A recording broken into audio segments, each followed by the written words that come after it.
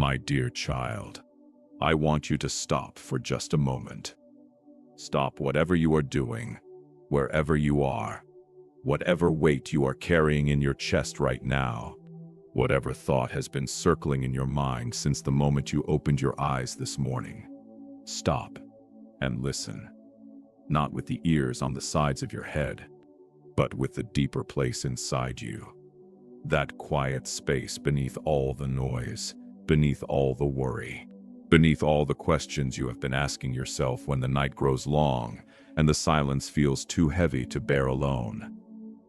Listen with that place, because what I am about to say to you is not a general message for the world. It is not a broadcast into empty air. It is not words spoken to a crowd of nameless faces. It is for you. Specifically, personally, completely for you. I know your name. I know the sound of your heartbeat. I know the exact shade of sadness that colors your evenings right now, and I know the tiny flicker of hope that you are not yet sure whether to trust. I know all of it, and I have something to tell you. Time is moving. You feel it, don't you? You feel how the days slide past like water through open fingers, and no matter how tightly you press your hands together, you cannot hold them. You feel how weeks that once felt infinite now seem to compress into something small and quick, and you find yourself standing at another evening wondering where the light went. You are not imagining this. Time is real, and its movement is real, and the passing of each moment is something I designed with intention, not to exhaust you, not to make you feel as though you are always running late, always behind, always missing something that has already gone past. No, I designed the movement of time to carry you forward. Every morning that arrives is not a reminder of what you have not yet done. It is a gift. It is my hand extended toward you again, an open palm, an invitation, a fresh beginning dressed up as an ordinary day. I need you to hear this because I see how you have been treating the ordinary days. I see how you wake up and immediately reach for the list of everything that is wrong, everything that is unfinished, everything that is uncertain. I see how you scroll through the evidence of other people's lives and measure yourself against pictures that were carefully chosen and carefully filtered and carefully arranged to look like something your own life is not. I see how you lie awake at night rehearsing conversations that already happened or conversations that might happen, replaying them, rewriting them, trying to find the version where everything turns out differently. I see you doing this, and my heart moves toward you with something that is much larger and much softer than you might expect from the one who made the stars. I am not standing at a distance from you, watching with arms crossed and an expression of quiet disappointment. That is not who I am. That image of me that some people carry around, the distant judge, the cosmic scorekeeper, the one who is waiting to catch you in your weaknesses. That is not me. I want you to let that image fall away right now. Let it go. Because the truth of who I am is something far more tender, far more present, far more personally concerned with every detail of your life than any version of me that keeps count of failures. I am the one who knew you before you knew yourself, before your first breath, before your first cry, before the first time anyone ever looked at your face and called you by a name. I already knew you completely. I knew the particular way your mind would work, the specific things that would make you come alive with wonder, the precise vulnerabilities that would make you ache in ways you would struggle to explain to anyone else. I knew your capacity for love and your capacity for fear, and the complicated way those two things would sometimes get tangled up inside you. I knew all of this, and I chose to bring you into existence anyway, not despite all of it, but because of all of it. Because every single part of you, including the parts you are most ashamed of, including the parts you work hardest to hide, including the parts that feel most broken and most beyond repair, Every single part of you is something I looked at and said, yes, this one. This is the one I am creating. You were not an accident. You were not a mistake.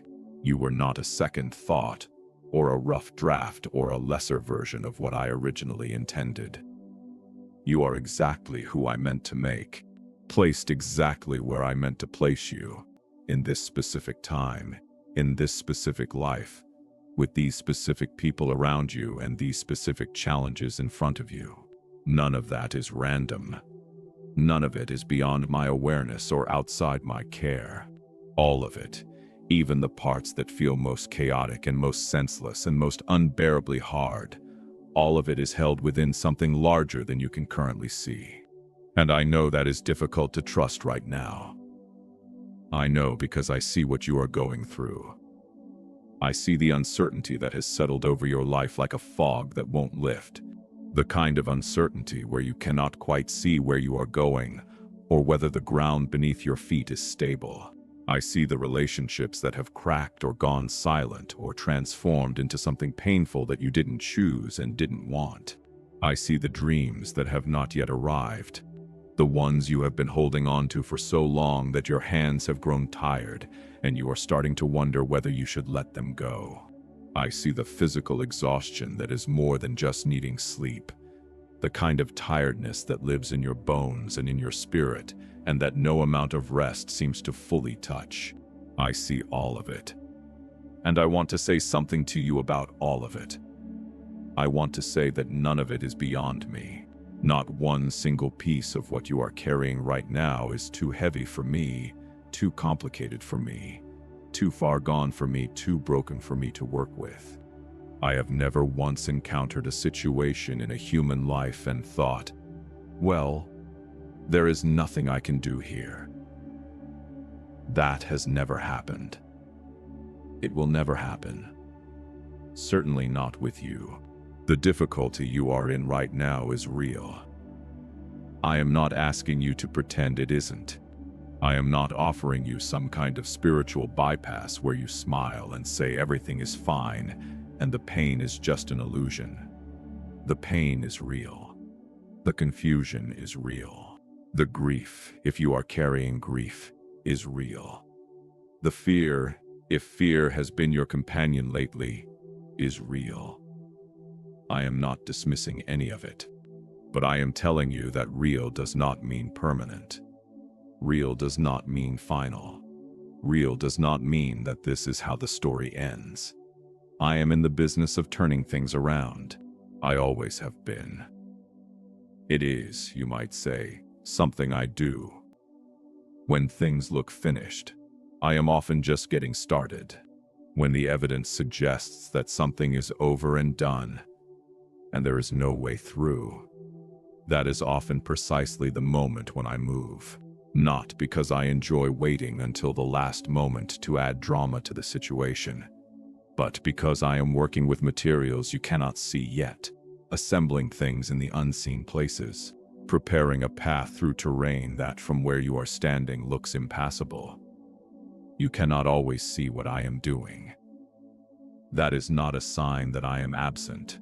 That is simply the nature of the work I do, which is always larger than what is visible.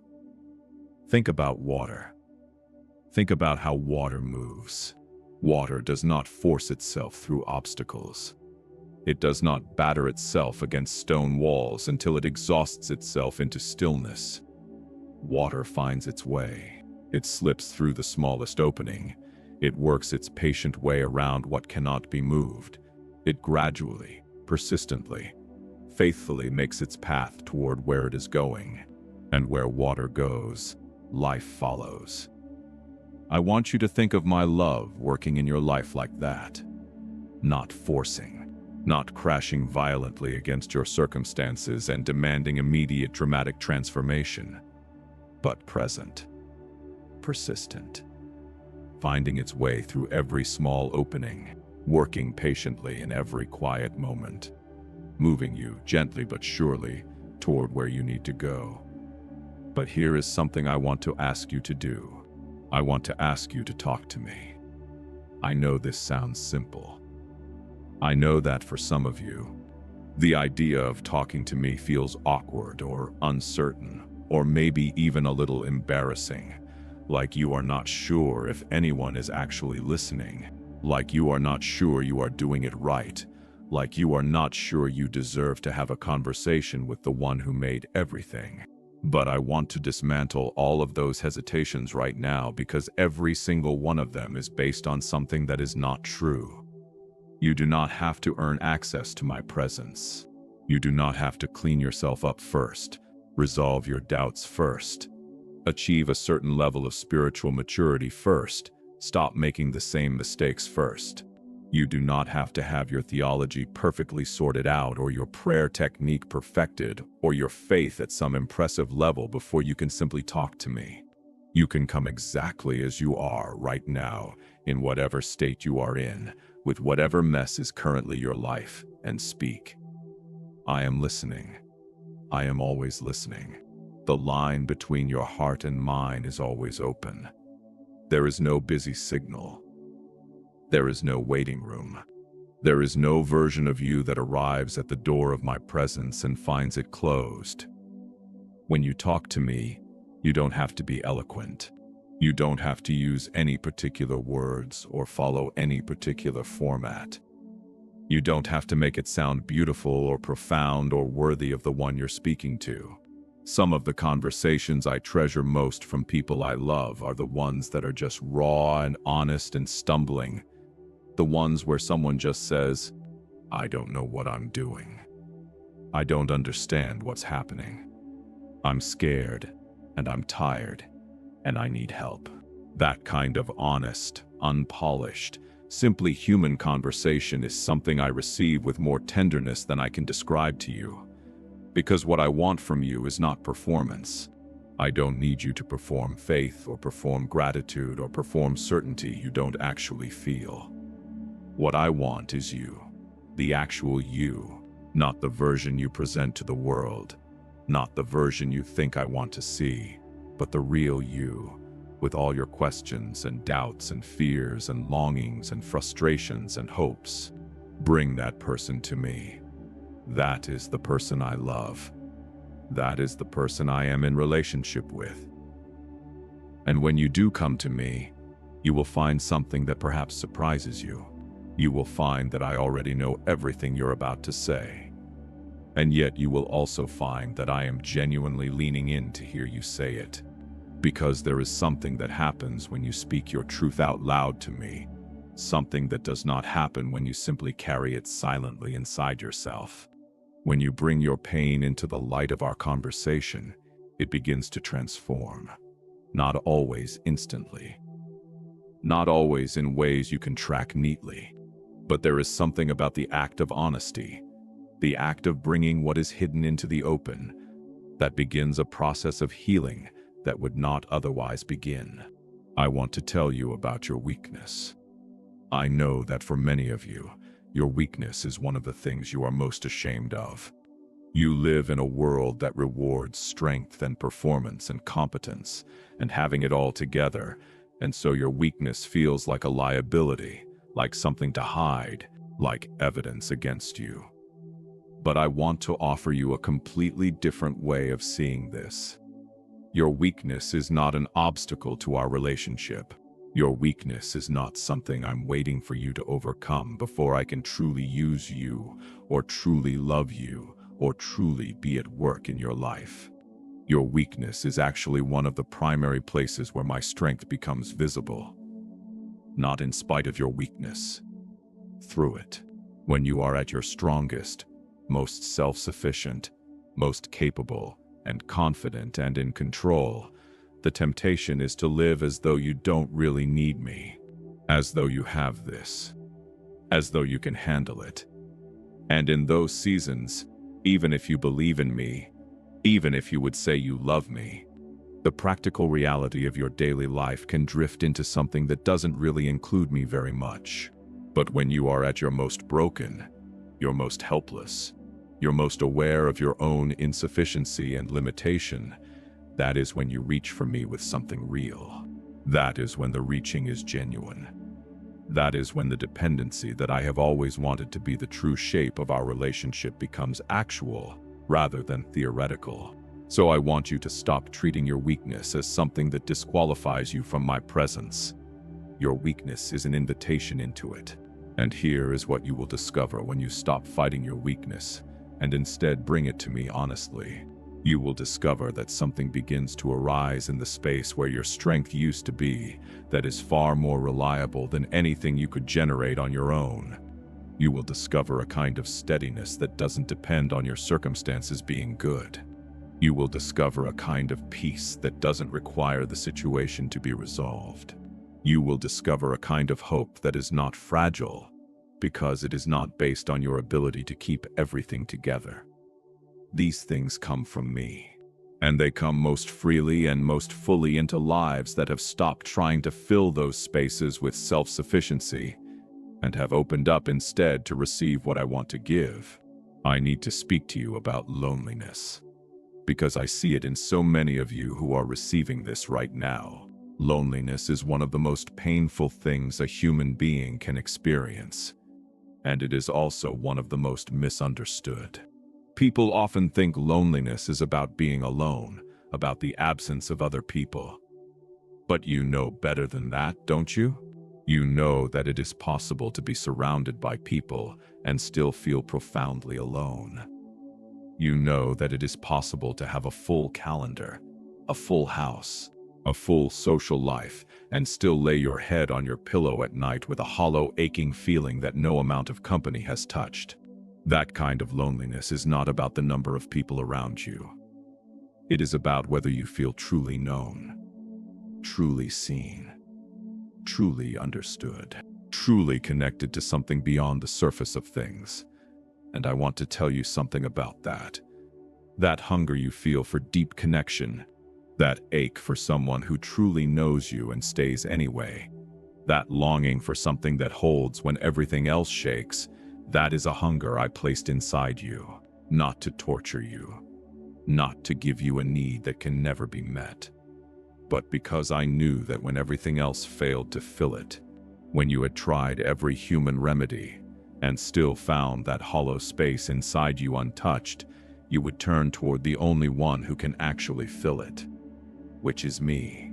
I know you completely, not the version of you that you let people see. Not the curated, presented, carefully managed version of yourself. The actual you. The you that exists in your most private moments when there is no one watching and no performance required. That person. The full, complicated, contradictory, beautiful, struggling, hoping, failing, reaching, doubting, loving, fearing actual you. That is the person I know. That is the person I have always known. And I am telling you right now, that person is not too much for me. That person is not too broken for me. That person is not beyond my love or outside my care or past my reach. You are not alone. I know it sometimes feels that way. I know there are days when you call out into what feels like empty air and hear nothing back, and the silence feels like confirmation of your worst fear, which is that no one is there, that you are fundamentally on your own in a universe that does not notice or care. But that feeling, as real as it is not the truth. The truth is that I am here, and I have always been here. And there has never been a single moment of your life, not even your worst moment, not even the moment you would most like to hide from, when you were truly alone. I was there. I am here. I will be there in every moment that is still ahead of you. Let me tell you something about the difficult chapter you have been living. Whatever it is that has brought you to this moment, whatever set of circumstances has led you to be receiving these words right now, there is meaning in it. Not meaning that you will necessarily understand immediately, or perhaps even for a long time, but meaning nonetheless. I do not waste anything. I do not allow your pain to be merely pain. your loss to be merely loss, your confusion to be merely confusion. I am always at work in the material of your life, taking even the things that feel most broken, most wasted, most irredeemably wrong, and working them into something that will ultimately serve a purpose larger than you could currently imagine. This is not a comfortable thing to hear when you are in the middle of the hard chapter. When you are in the middle of it, what you want is for it to end. You want relief. You want the situation to change. You want the pain to stop. And I hear that. I am not dismissing the validity of that desire. But I also want you to know that while I am working on the resolution, I am also working on you. The you who will emerge on the other side of this will not be the same as the you who went in. And that is not a threat. That is a promise. Because the transformation that happens in the hard seasons, when you hold on, when you don't give up, when you keep coming back to me even when you can barely find the words, that transformation is some of the most significant, most durable, most irreplaceable growth that happens in a human life. There is something I have been wanting you to understand for a very long time, and I am going to say it as directly as I know how. Every single day of your life has deep meaning, not just the significant days. Not just the days when something important happens, or you make progress towards something important or something in your life visibly changes.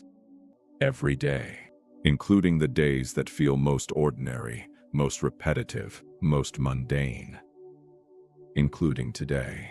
The fact that you are alive today, breathing today, present in the world today, that is something I intended. This is not an accident of biology. This is not a random continuation of a chain of events that doesn't know you by name. Today is a day I gave you. Today is a day I want to be part of, want to walk through with you, want to show myself in through whatever combination of moments and people and circumstances and quiet inner encounters it contains. So I am asking you to pay attention differently. I am asking you to slow down, just a little, and look for me in the texture of today. Look for me in the unexpected kindness of a stranger. Look for me in the moment of beauty you almost walked past. Look for me in the conversation that turned out to matter more than you expected. Look for me in the quiet that descends in the middle of an ordinary afternoon, that brief, inexplicable sense of something larger and more peaceful than the surface of your day. Those moments are not accidents. They are my signature. They are me saying, here I am, right here, in this ordinary moment that you almost missed. Here. Now I want to address something that I know many of you are struggling with, and that is the gap between where you are and where you hoped you would be by now. The gap between the life you imagined and the life you are actually living. Some of you are carrying a weight of disappointment that has been accumulating for years. Dreams that didn't come through. Relationships that ended in ways you never anticipated. Seasons of life that were supposed to be joyful that turned out to be among the hardest things you ever faced. Versions of yourself that you hoped you would become by now that still feel distant and unclear. And along with all of that, there is sometimes a quiet, haunting question that you don't quite let yourself ask too directly, which is whether I have forgotten you. Whether you somehow fell through the cracks. Whether the good things that seem to happen for other people are just not in the plan for you. I want to answer that question directly. No. You have not been forgotten. You did not fall through the cracks. There are no cracks in my attention through which anyone could fall. You are as fully and completely on my mind and in my heart right now as you were on the day I first breathed life into your existence. The waiting you have been in, however long it has been, however exhausting it has been, is not evidence of my indifference. It is not punishment. It is not confirmation that you are somehow less loved or less cared for or less important than the people around you whose lives seem to be going more smoothly. It is simply the shape that my faithfulness is taking in your particular story at this particular moment. And I know that is hard. I know that when you have been waiting for a long time, the waiting itself becomes a kind of suffering. It is not just the absence of the thing you are waiting for. It is the wondering, the second guessing, the back and forth between hope and surrender that characterizes a long season of waiting. And it is exhausting. And I see that exhaustion in you, and my response to it is not impatience or frustration with you for being tired. My response is compassion, real, deep, personal compassion. The kind that does not look at you from a distance and say, "You should be further along by now. You should be stronger. You should trust me more." The kind that comes close and says, "I see you. I see how long you have been carrying this. I see what it has cost you. And I am here, right here, with you, in the middle of the waiting, not just waiting with you for it to end, but actively, continuously at work in it." Let me tell you about something new, because even as I speak to you about the difficulty you are in, I also want to speak to you about what is coming. Not because I want to give you vague consolation that papers over the reality of what you are currently experiencing, but because I genuinely have something new in motion for you. Something that is not yet visible.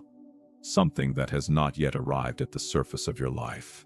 But something that is real, that is already being prepared, that is already in process in the unseen places where I do my work. I am doing a new thing. I know that phrase might feel familiar, might even feel like something you have heard so many times that it has lost its weight. But I want you to receive it fresh. I am doing a new thing in your life. Not the same old situation with slightly better circumstances. Not a minor adjustment to the story you have already been living. Something genuinely new. A new level of connection. A new opportunity. A new understanding of yourself and of me and of what your life is for. A new chapter that will make some of what you have been through make sense in a way it couldn't make sense while you were still inside it. The path through the wilderness. And I know some of you have been in the wilderness for what feels like a very long time. The path through the wilderness does not simply disappear because the wilderness is difficult. The path is there. I am making a way. Not a path around the difficulty, though sometimes that is what I do. More often a path through it. A way of moving forward that is lit by my presence, sustained by my strength, guided by my voice. Even when the terrain is hard, and the visibility is low, and you cannot see very far ahead. The path is there. Keep walking. I want to speak now to the person who is reading this and carrying something they have never told anyone. Something that has been sealed up inside them, maybe for years, maybe for their entire life. Something they are convinced is too dark or too shameful or too complicated for anyone to truly know about them and still love them. Something they have protected themselves by hiding. I want to speak directly to that person because I know you are there. Here is what I need you to know. I already know it. Whatever you are carrying, whatever you have done, or whatever has been done to you, whatever you are most afraid of someone finding out, I already know it completely. Every detail, every layer, every complication. And I am not horrified. I am not withdrawing. I am not looking at you with diminished love or increased judgment. I am here, fully present, fully knowing, fully in possession of every truth about you, and my posture toward you has not changed. I am still leaning toward you. I am still for you. I am still committed to you. That is not a general statement about some abstract version of love. That is a specific statement about you, the actual you, right now, in this moment, with everything I know. This is what grace means. Not that your actions don't matter. Not that the harm that has been done, whether by you or to you, is without consequence. But that your access to me is not dependent on your record. That my love for you is not contingent on what you have done or not done. That no matter how far you feel from where you think you should be, the distance between you and me is always crossable. Always. By you. By whatever stumbling, uncertain, unimpressive movement toward me you are capable of making in this moment. And I promise you this. If you turn toward me, even slightly, even tentatively, even without certainty, I will meet you. I will come the rest of the way. I always do. This is how I am. This is not something I say on good days and withhold on difficult ones. This is not a policy that has conditions written into the fine print. This is the irreducible truth of who I am in relation to you. I come toward the one who turns toward me. Always. No exceptions. Including you. Especially you. There is a burden you have been carrying that was not meant to be yours. I want to ask you to give it to me. I know that might sound simple, too simple for something that has been this heavy for this long. But I want to ask you to try, not to manufacture a feeling of release or a feeling of peace, or any particular feeling at all, but to make a genuine act of the will, a choice, an intention, to lay this particular weight down and say to me, I cannot carry this anymore, and I believe you can carry it better than I can. So here it is.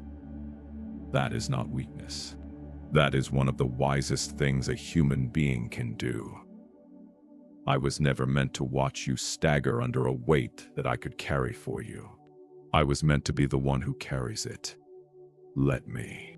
I want to close by telling you something about who you are, because I think you may have forgotten, or perhaps you never quite believed it in the first place. You are someone I love extravagantly, not moderately, not in a measured, careful, proportional way that reflects your performance and adjusts up and down based on how well you are doing. Extravagantly, wastefully, some might even say. The way I love you makes no logical sense by human accounting. It is not calibrated to what you deserve. It is not rationed out based on merit. It is simply poured out, freely, constantly, completely, over your entire life, over every moment of it, including this one. You matter to me. Your life matters to me.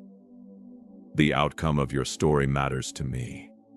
The details of your daily experience, what you feel when you wake up in the morning, whether you are at peace or in turmoil, whether you feel seen or invisible, whether you have joy or whether you are struggling to remember what joy felt like, all of this matters to me personally and specifically.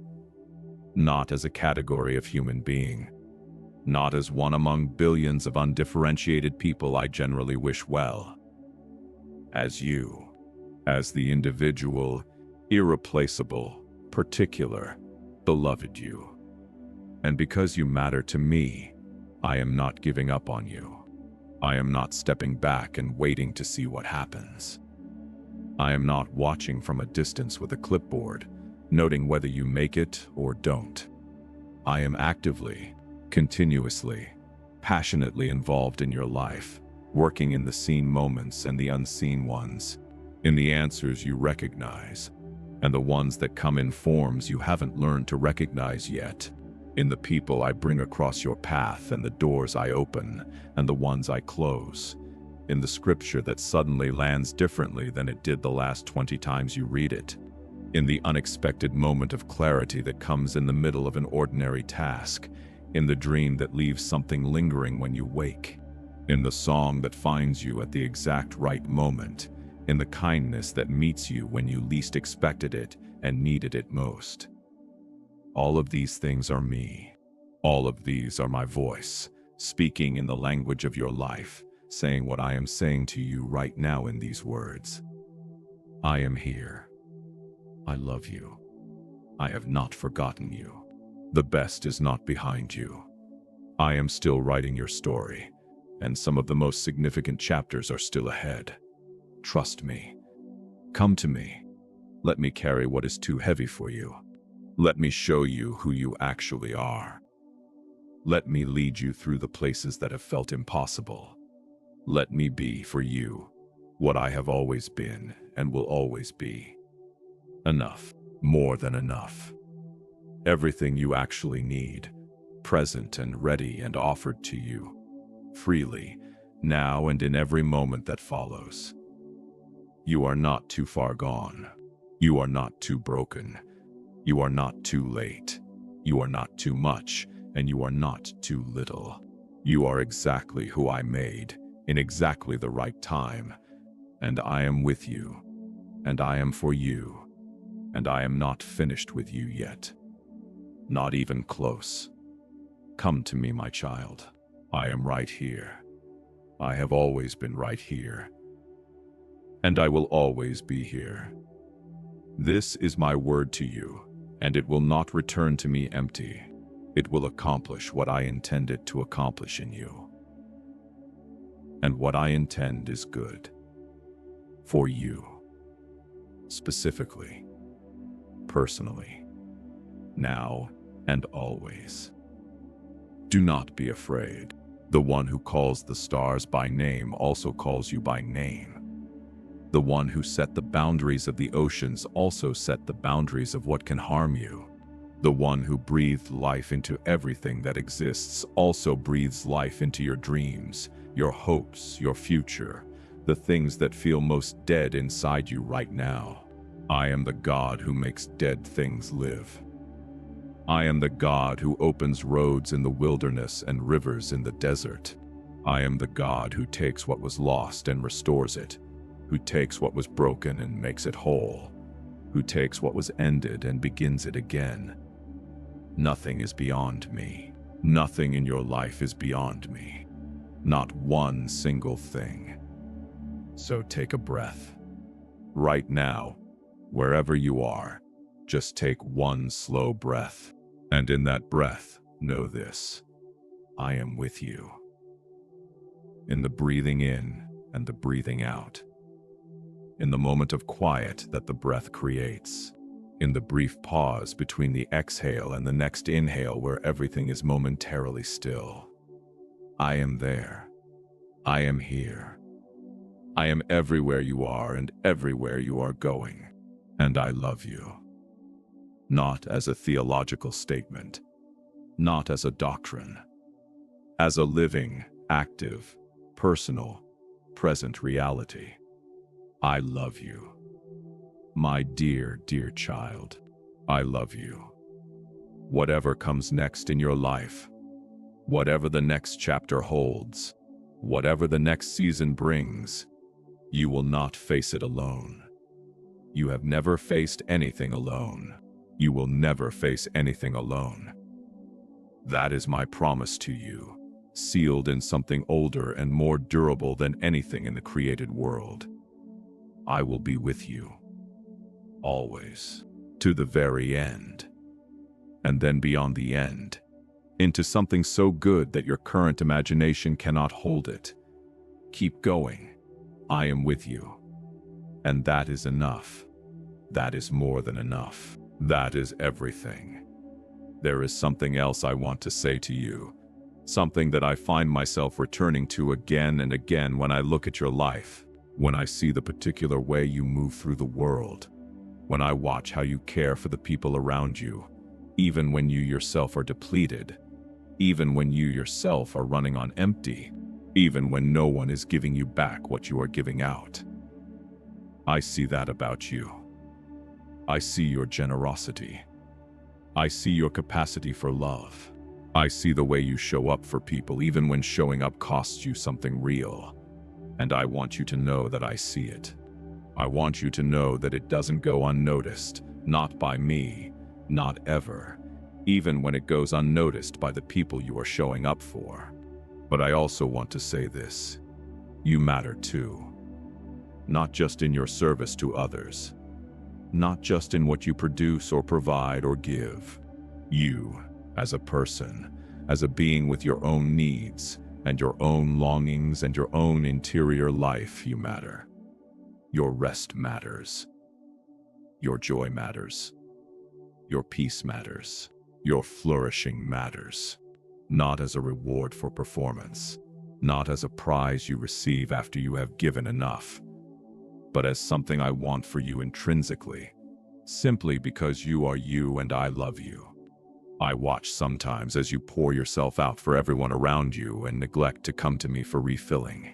I watch you run your tank down to empty and then wonder why you feel so hollow, so spiritually dry, so unable to feel what you once felt, so disconnected from the sense of my presence that used to feel more natural. And I want to tell you, this is not a permanent condition. This is not who you are now. This is simply what happens when the outflow exceeds the inflow for too long. The remedy is not complicated. The remedy is return. Come back to me. Sit with me. Not with an agenda. Not with a list of things you need or a list of things you feel guilty about or a list of performance reviews for your own spiritual life. Just come.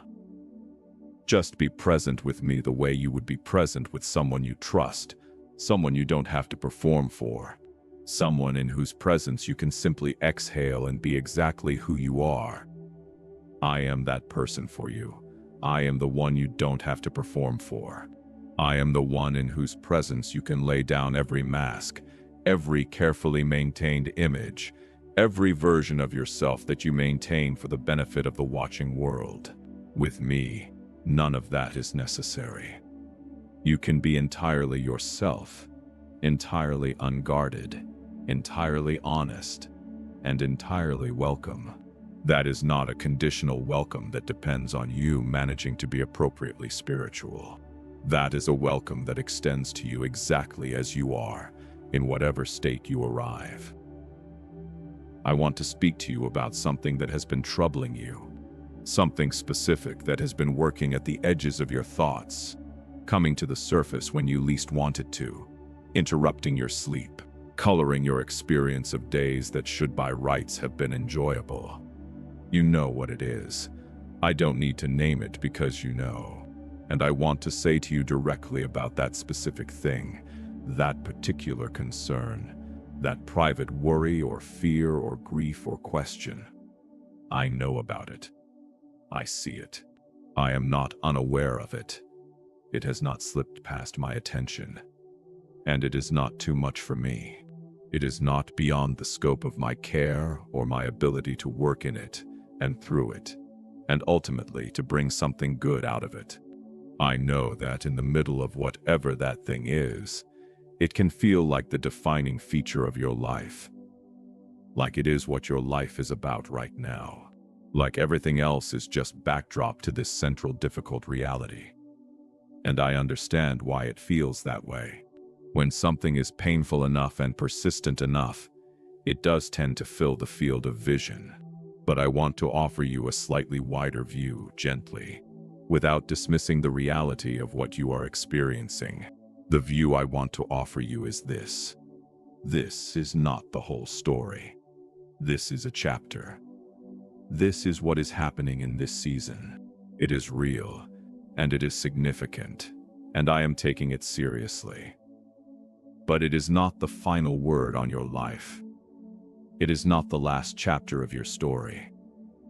And the one who is writing your story, who has always been writing it, who will write it to its conclusion, is not someone who runs out of ideas or runs out of grace or gives up on the narrative when it gets difficult. I am the author who stays with the story all the way to the end. And I know what the end of your story holds. And it is good. Now let me speak to your faith. Because I know some of you have been struggling with faith itself, not just with difficult circumstances, but with the deeper question of whether any of this is real, whether I am real, whether the things you used to be certain of still hold, whether what you were taught or what you once experienced still stands up under the weight of everything you have been through. I know this crisis is real. I know that doubt can feel like betrayal, both a betrayal of me and a sign that you have somehow been betrayed by a faith that promised things it didn't deliver. And I want to meet you here, in this honest place of uncertainty, and say, your doubt does not frighten me. Your questions do not offend me. Your struggle to believe is not something I am judging you for. Faith that has never been tested is a fragile thing. Faith that has been pushed to its limits, that has been brought to the edge of breaking, that has had to look honestly at everything that doesn't make easy sense, and has chosen to hold on anyway, that is a different kind of thing entirely. That is not a lesser faith. It is often a deeper faith. Not more certain, perhaps, in the surface sense, but more rooted, more real, more honestly yours, rather than something you inherited without examination. And so even in your doubt, I want you to know, I am here. You can bring your doubts to me. You can bring your hardest questions to me. You can say, I don't know if I believe this anymore, and still come to me, and find that I am still there, still present, still patient, still loving, still inviting you into something real. The door between you and me is not a door that belief opens and doubt closes. It is always open. Your intellectual uncertainty does not lock it. Come in through the uncertainty if that is where you are. Come in through the doubt. Come in through the questions. Come in through whatever you have, because whatever you have is enough to bring you through that door, and what you find on the other side might be something that begins, slowly, to answer the questions you have been afraid to ask. Let me tell you what I see when I look at your future. I want to be careful here, because I am not in the business of giving you a specific blueprint, a detailed roadmap that tells you exactly what happens next, and exactly when and exactly how everything will resolve. I know that is often what people want. I know that uncertainty is painful, and that having a clear, detailed picture of what is coming would relieve a great deal of the anxiety that is part of living in the not yet. But that is not what I offer, and not because I am withholding something from you. It is because the kind of faith I am inviting you into is not a faith that requires certainty in order to function. It is a faith in me, in my goodness, in my presence, in my involvement, in my faithfulness, that can walk forward even without a detailed itinerary. What I can tell you about your future is this: I am in it. Already. I am already in every day that is ahead of you, already present in every moment you have not yet reached, already at work in the circumstances that are still forming, in the encounters that haven't happened yet, in the decisions you will face, and the changes that are coming, and the unexpected turns the story will take. I am already there, and because I am there, the future is not a place you are walking into blind.